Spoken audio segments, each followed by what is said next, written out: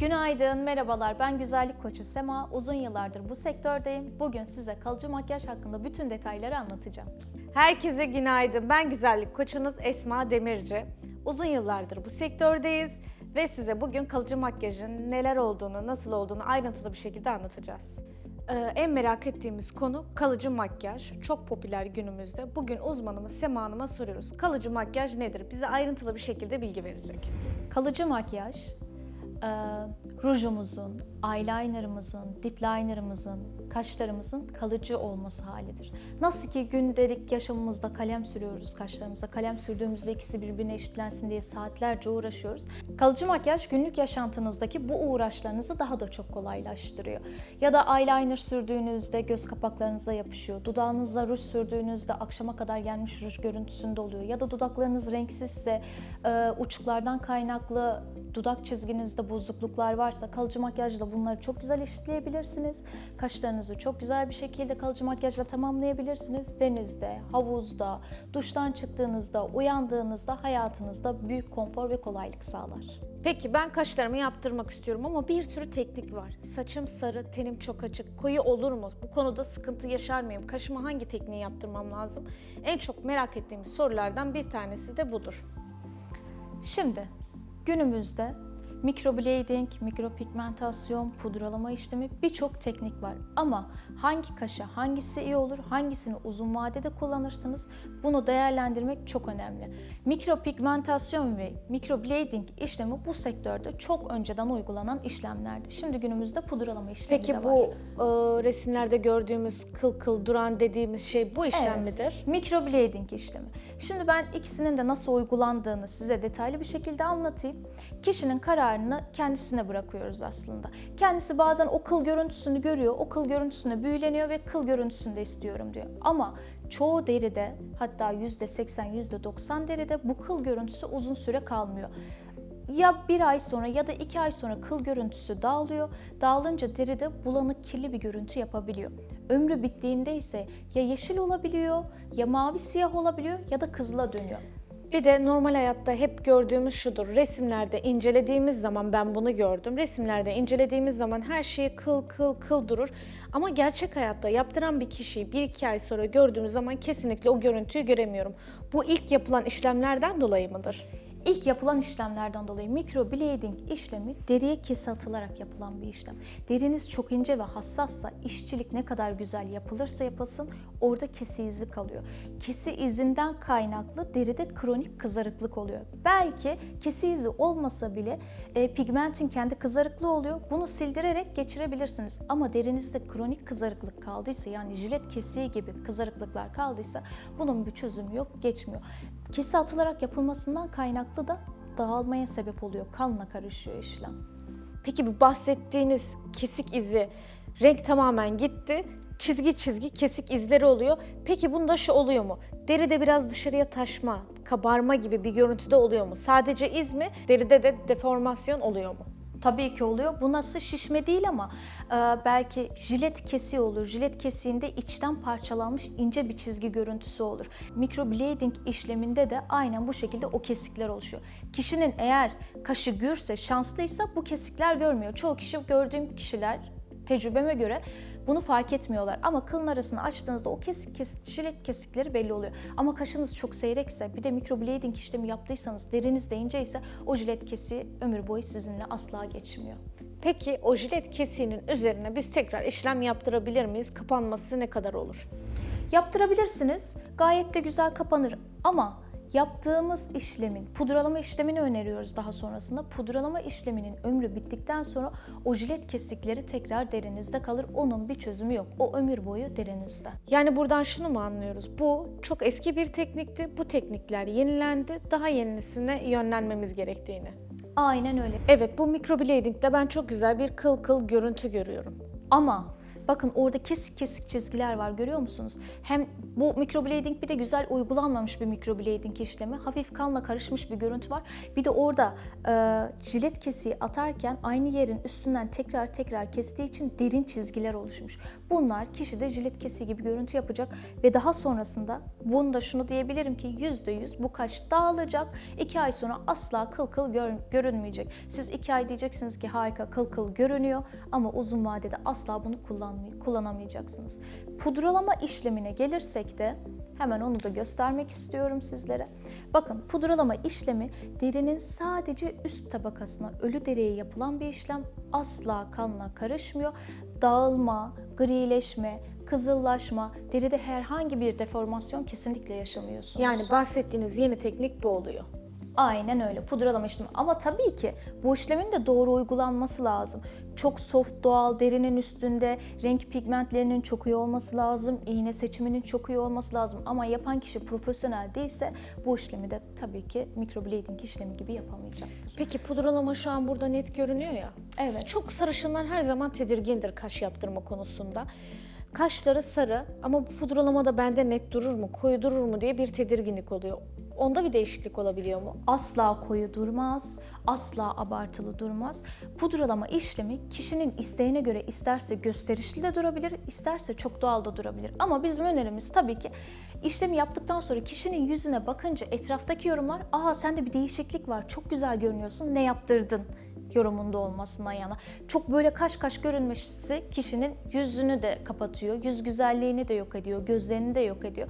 Onun için ne kadar doğal olursa o kadar güzel ve iyi olur. Sarışınsınız, korkuyorsunuz. Kendi renk tonunuza göre sarı tonlarında çalışılabilir. Esmersiniz, kaşlarınız çok koyu, siyah değil kesinlikle. Kumral tonlarında çok doğal bir ton çalışılabilir. Burada bizim en çok karşılaştığımız şudur.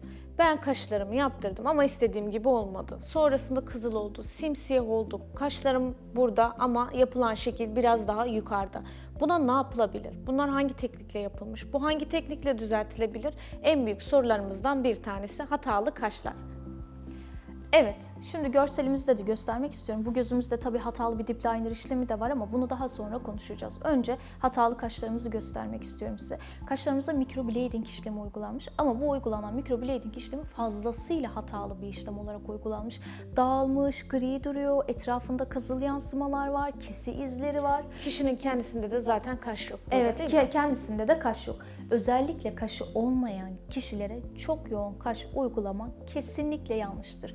Ne kadar soft uygularsanız, ne kadar hafif uygularsanız yüze baktığınızda bir bütünlük sağlar. Ama siz kişinin kaşı yok diye tutup da çok böyle bir işlem yaparsanız, abartırsanız karşılaşacağınız görüntü maalesef böyle bir görüntü olur. Eğer ki görüntü böyleyse kişinin asla ve asla solüsyonla sildirmesini önermiyoruz. Peki seçenekler arasında solüsyon var, lazerle sildirme var, bir de beyaz tekrardan üstüne beyaz dövme yaptırma işlemi var. Ben bunlardan hangisini yaptırabilirim? Bu işlemden kurtulmak istiyorum. Tam yüzümün ortası ve beni çok rahatsız ediyor. Şöyle ki solüsyonla sildirme kadar zararlı olan bir şey yok. İçinde yoğun asit olduğu için resmen derinizi soyarak yapıyorlar. Bir süre sonra derinizde doku kaybı oluyor. Yani buradan şunu mu anlıyoruz? Solüsyonu yapıyor, derimizi inceltiyor, kabuklanıyor, orada boya gidiyor, boyayla birlikte derimiz de zedeleniyor. Aynen öyle. Şöyle bir şey düşünün. Dokusu nasıl oluyor biliyor musunuz?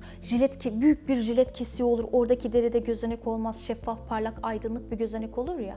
Aynen o görüntüde oluyor. Ve bu görüntüde olan deriye de ne kaş pudralama yapılabilir, ne kaş ekim işlemi yapılabilir, ne tekrar kaş silme işlemi kesinlikle yapılamaz. Oradaki deriyi tamamen kaybetmiş oluruz. Peki, siyah kaşlarım. O zaman beyaz dövme yapıp üstüne tekrardan kontür işlemi yapabilir miyiz? Onu da asla önermiyoruz. Çünkü neden? Orada da renk eşitsizliği olur. Mesela sizin buradaki teniniz biraz esmer. Ben burayı işte ten rengini tutturacağım da beyazla kapatacağım da derseniz bu sefer orada da iki farklı renk oluşur. Teniniz bu renk olur. Buraya da sanki farklı bir ton renkte renk boyamışsınız gibi olur. Onu da asla önermiyoruz. En sağlıklısı güzel bir şekilde lazerle sildirmeniz. Ama her lazer değil. Eğer ki gittiğiniz lazer kaşınızda kabuklanma, yara, kanama yapıyorsa buna da asla gitmeyin. İyi bir lazer seçerek lazerle birkaç seansta bu işlemi açabilirsiniz. Ama açtığınızda da deride jilet kesiği varsa, bu da kronik kızarıklık yaptıysa buna çözüm yok dediğimiz gibi. Peki biz bu siyah kaşlarımızı kaç seansta sildirebiliriz? Lazere gittim, ilk seansta sildirdim ve tekrar ben gelip kaşlarımı yaptırmak istiyorum. Çok açık olacak mı? Ben o şekilde gezebilir miyim? Bunlar beni tedirgin eden sorunlarından birkaç tanesi. Şöyle, eğer ki uzman kaşınızdaki işlemi yaparken kaliteli bir pigment kullandıysa bu ilk seansta bile açılabilir. Ama kullanılan pigment kalitesi iyi değilse bu 1 seans, 2 seans, 3 seans, 4 seansa kadar çıkabilir. Şöyle ki mesela işte kaşınıza gittiğinizde hafif bir renk oluyor ya, ama ilk seansınızı yaptırdınız, alttan renk kustu, renk griye döndü. Sonra tekrar yaptırdınız, kızıl çıktı. Sonra tekrar yaptırdınız, farklı bir renk çıktı. Bu hem dokuya çok zarar vererek çok alt katmanı yaptığı için hem de pigment kalitesi güzel olmadığı için lazerle birlikte kat kat yüzeye çıkarak yok oluyor. İlk seferde gittiğimizde lazerle pat diye açılma ihtimali Pigment bazen olmayabilir. iyiyse açılır, iyi değilse, uygulanan pigment iyiyse açılır, iyi değilse açılmaz.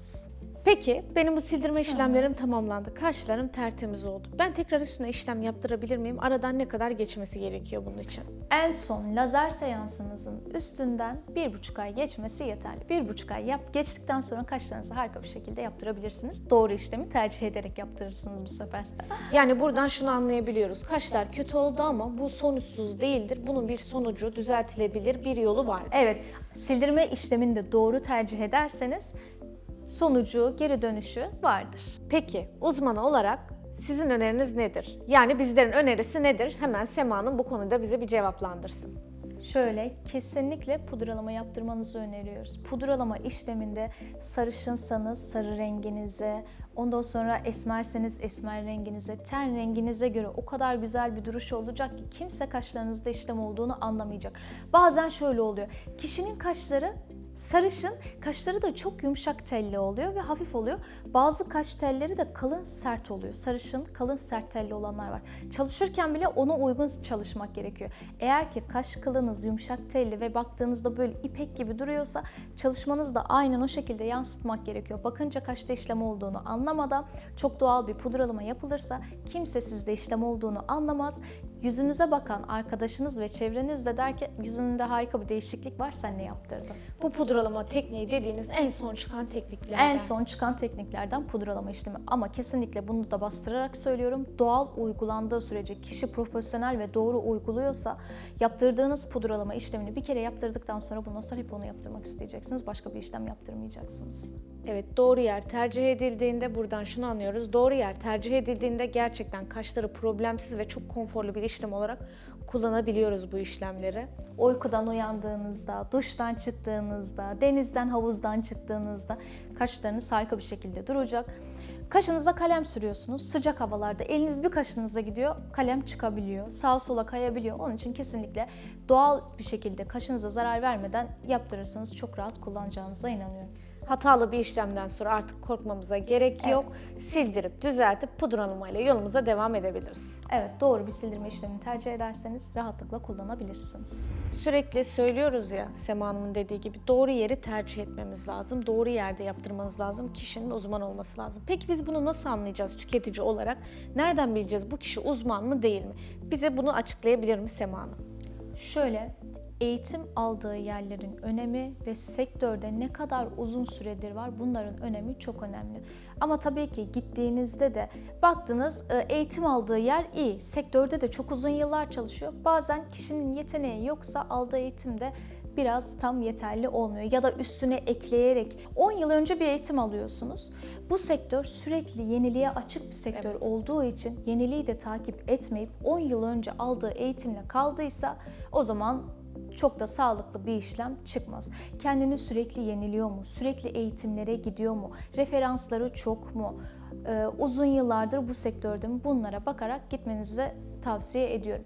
Gittiğinizde de pudralama işleminde yine yaptırmak istiyorsunuz. Yaptırdığınızda asla acı hissetmemeniz gerekiyor. Yaptırdığınızda çok acımalı oluyor, çok kanamalı oluyor. Bu da sağlıklı bir işlem değil. Doğru bir işlem uygulatmıyorsunuz demektir.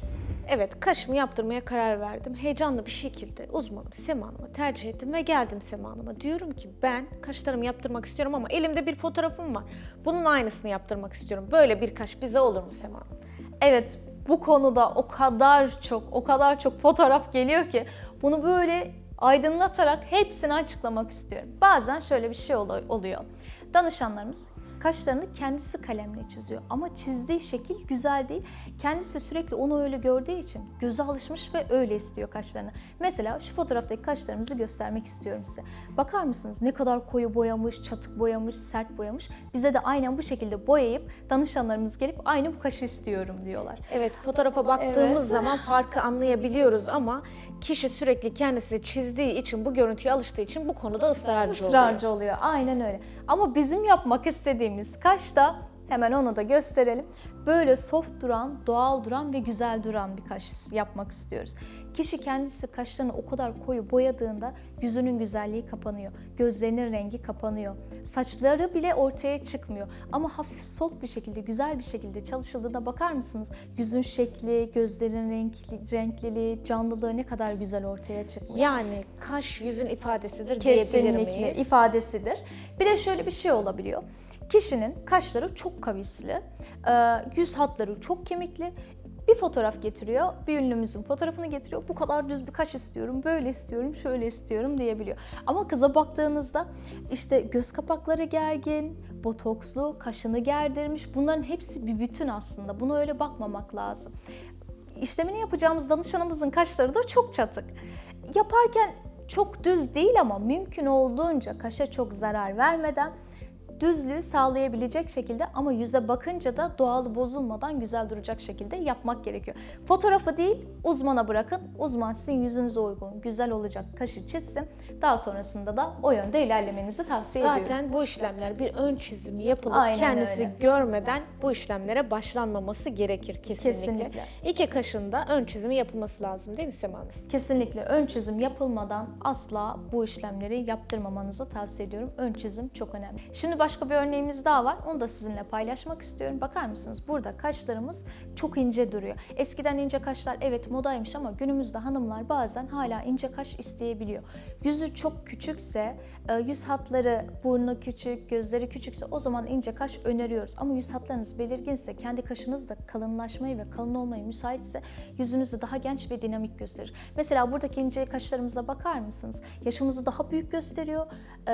Yüzün güzelliğini kapatıyor ve bütün durmuyor aslında kaş. Fark ediyor musun Esma'cığım? Evet, fark ediyorum. Bir şey daha soracağım. Ben bu ince kaşlarla geldim ve ısrarcıyım şu konuda. Altın oran istiyorum. Şöyle, kesinlikle altın oran diye bir şey yok. Öncelikle bunu söylemek istiyorum. Bu nasıl bir şey biliyor musunuz? Ben size cetveli korum. Altın oran ölçülerine göre kaşınızı yaparım ama aynı fabrikadan çıkmış gibi olursunuz. Herkesin kaş yapısı aynı olur. Bazen kişinin yüzü dar oluyor, geniş oluyor, buradaki kemikleri çıkık oluyor, inik oluyor. Ona göre, altın orana göre düzenlerseniz ya kişinin kaşı çok yakın ya da çok uzak olabilir. Kaşı yaparken yüze bütün olarak bakıp aslında yüzde bir fantezi kurarak güzelce kaşa şekil vermek gerekiyor. Daha sonrasında işlemi yapmak gerekiyor. Evet, bakın burada kaşlarımız biraz daha kalın duruyor. Yüzün bütününe uygun. Kalın dediğim koyu bir kaş kesinlikle değil. Kalın ama soft ve doğal duracak ve kaşınızın kılı da bu kalınlığı kaldırıyorsa bu şekilde kalın olması daha hoş ve bir güzellik katacak yüze. Bakar mısınız? Yüz daha genç, daha dinamik ve daha tok duruyor. Ama bu kaş hem kalın olup hem de çok koyu olsaydı o zaman en önceki gördüğümüz resim gibi yüzün güzelliğini kapatan Daha bir kaş sert bir olacaktı. görüntü oluştu. Aynen öyle. Daha sert bir görüntü oluşturacaktı. Evet, en çok gelen sorulardan bir tanesi. Ben kaşlarımı yaptırmak istemiyorum. Kaşlarımın şekli hoşuma gidiyor ama aralardaki boşluklar beni çok rahatsız ediyor. Bunu yaptırmadan nasıl dolu dolu gösterebiliriz? Şöyle, kesinlikle ve kesinlikle kaş kalemi kullanmanızı asla önermiyorum. Çünkü neden? O kaş kalemleri kaşlarınızın kılının gözeneğine tıkadığı için bir süre sonra dökülmesine sebep oluyor. Daha çok boşluk oluşabilir kaşlarınızda. Bir de kaşlara kullanılan kaş wax var. Bunu da kesinlikle asla önermiyorum. Çünkü neden? Yoğun bir madde olduğu için kaşınızın gözeneklerini kapatıyor ve kaşın hava almasını engelliyor. O da kaşların çok fazlaca dökülmesine sebep olabiliyor. Yıkarken de Belki- bu aralarda kesinlikle Aynen kalıyordur öyle, değil mi? kalıyor. Belki ayda bir, haftada bir ama günlük kullanımda çok önerdiğim bir şey değil. Bir de şu da var, şunu da söylemek istiyorum hazır buna değinmişken. Duş aldığımızda kaşlarımız, eğer ki kaşlarınız gürse, kaşlarınızın arasında bazen şampuan kalıntıları kalabiliyor ya da saç kremleri kalabiliyor. Bunların temizliğinde de çok dikkat etmek gerekiyor. Edilmediğinde derinin içinde egzama, döküntü gibi görüntüler yapabiliyor. Şimdi gelelim nasıl renklendirebilirim. Sadece eğer ki yaptırmak istemiyorsanız kalem yerine kaş farını kullanmanızı öneririm. Kaş farı biraz daha yoğun gösterir hem de kaşlarınızın dökülmesini engeller. Peki bu kaş jölesi yerine kaş laminasyonu diyebilir miyiz? Bakım Evet. şeklinde yapılıp Bakım şeklinde, yukarıya evet. uzun bir süre taranarak kalan kaşlar değil mi Aynen bunlar? öyle. Kaş laminasyonu yaptırmanız ayda bir daha sağlıklı. En azından günlük gözeneklerinizi onunla kapatmak yerine Arada kaş da laminasyonu- boyanıyor aynı zamanda. Evet. Araları da boyandığı için 2 hafta 3 hafta rahatlıkla kullanabilirsiniz. Evet, ben güzellik koçunuz Esma. Çok güzel bir haftayı tamamladık. Kalıcı makyaj konusunda merak ettiğiniz bütün sorularınıza cevap vermeye çalıştık. Haftaya çok daha güzel sorularınızla karşınızdayız. Ben güzellik koçunuz Sema Nur Demirci. Haftaya tekrar aynı saatte görüşmek dileğiyle.